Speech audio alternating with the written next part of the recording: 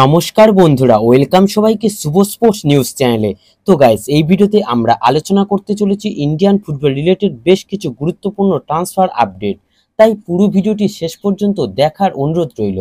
তো বন্ধুরা, প্রথমে যদি আমরা একটু ইস্ট বেঙ্গলকে নিয়ে কথা বলে নিই, তো ইস্ট বেঙ্গল কিন্তু এই সিজনে একটার পর একটা ফাইনাল হেরেছে পাঞ্জাবের কাছে।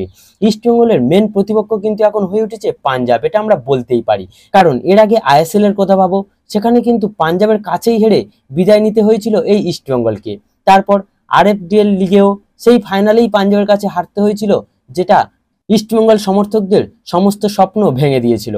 আর কালও সেই ফাইনালেই পাঞ্জাবের কাছেই হারলো ইস্টবেঙ্গলের আন্ডার-17 টিম।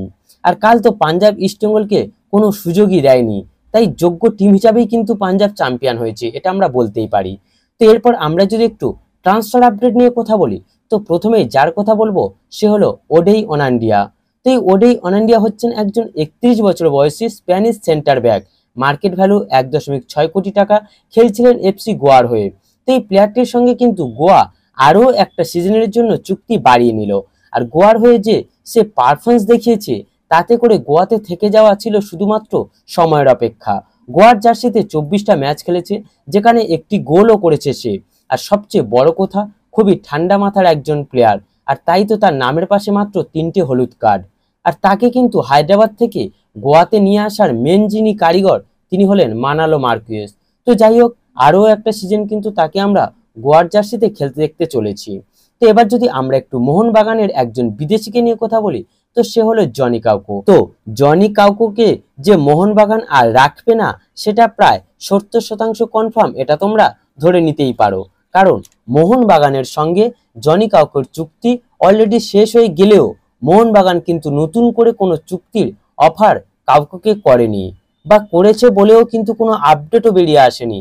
আর তাই সেই ফায়দাটা কিন্তু এখন তুলতে চাইছে নর্থ ইস্ট ইউনাইটেড।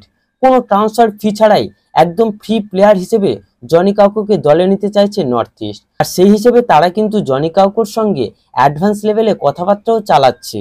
তবে এইখানেই কিন্তু একটা টুইস্ট আছে। মুম্বাই সিটি এফসি কিন্তু এই রেসে ঢুকে পড়েছে। মুম্বাই নাকি তাকে একটা মোটা অঙ্কের টাকার অফার করেছে। তবে এটা কিন্তু শুধুমাত্র রিউমার হিসেবে তোমরা ধরতে পারো, কারণ জনি কাউকোর সঙ্গে নর্থ ইস্টের অনেক দূর পর্যন্ত কথাবার্তা এগিয়ে গেছে।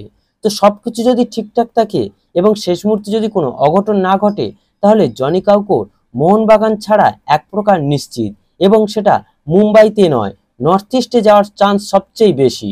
তো বন্ধুরা, এরপর তোমাদের যে আপডেটটা দিতে চলেছি সেটা হলো লালডিন পুইয়াকে নিয়ে। তো এই লালডিন পুইয়া হচ্ছেন একজন 27 বছর বয়সী ভারতীয় সেন্টার ব্যাকের প্লেয়ার।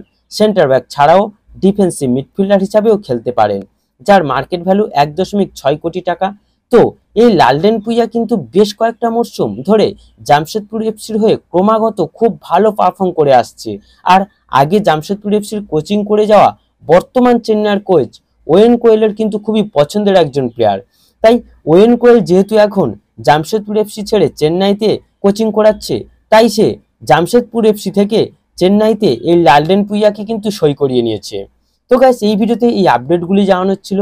যদি ভিডিওটি ভালো লেগে থাকে তাহলে অবশ্যই লাইক ও সাবস্ক্রাইব করে দিও।